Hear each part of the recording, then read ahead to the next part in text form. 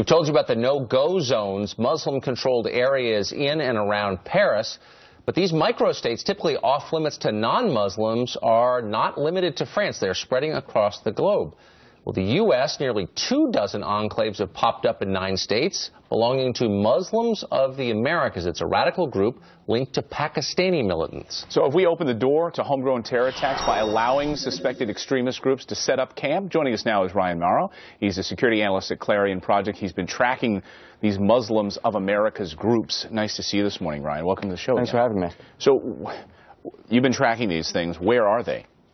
They're across the country. Earlier this year, we broke the story the Clarion Project did on Fox and Friends about how we had identified one of their jihadist enclaves in Texas. We now know of one in Alaska.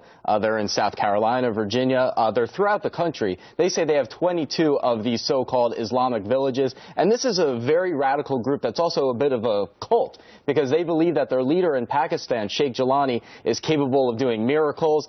They even have a holy fax machine in South Carolina. Well, any fax machine that works is holy. So these groups are all connected to one another. It's called Muslims in America. Presumably, they're being watched, I would assume, by the U.S. government? It's called Muslims of the Americas. It's an entity of a Pakistani group called Jamaat ul-Fuqra, which they're not going to operate under that name here in the U.S. They want something that sounds nicer. There's a quote from their leader saying, make sure you use nice words when you're preaching to your enemy. And so they try to clean up their image. They've even set up an interfaith front group to reach out to Christians so that they can appear moderate. But yes, they're all connected. They all follow this same spiritual leader. And the video that's on the screen right now was given to the Clarion Project by a law enforcement source. That's guerrilla warfare training at their headquarters called Islamburg in New York State. That's in New York State, in Hancock, New York? That's right. Hancock, New York. Unbelievable. So should we be concerned? Definitely, and that's just not my analysis.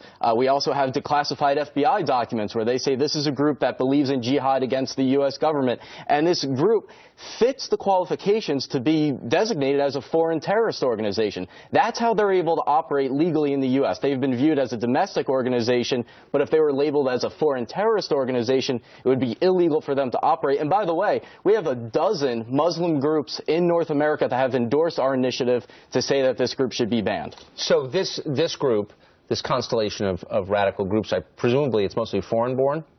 Actually, the vast majority of them are American-born. They recruit in the prison system, primarily African-American, but they have a leader in Pakistan who they basically worship.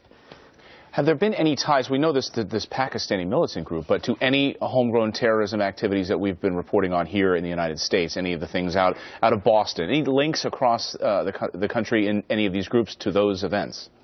Not those specific ones, but over the years, members of this organization have been involved in various terror plots. They had basically a terrorist camp in Colorado in the early 1990s that was shut down because of its involvement in terrorism, targeting rival Muslims, trying to carry out a massive bomb plot in Canada. And again, according to the FBI documents that we possess, they outline how they've engaged in terrorism on American soil, on Canadian soil. It's fascinating. Unbelievable. Ryan Mauro, on the case. Thanks. Ryan, Thank you. Thank you. Appreciate it.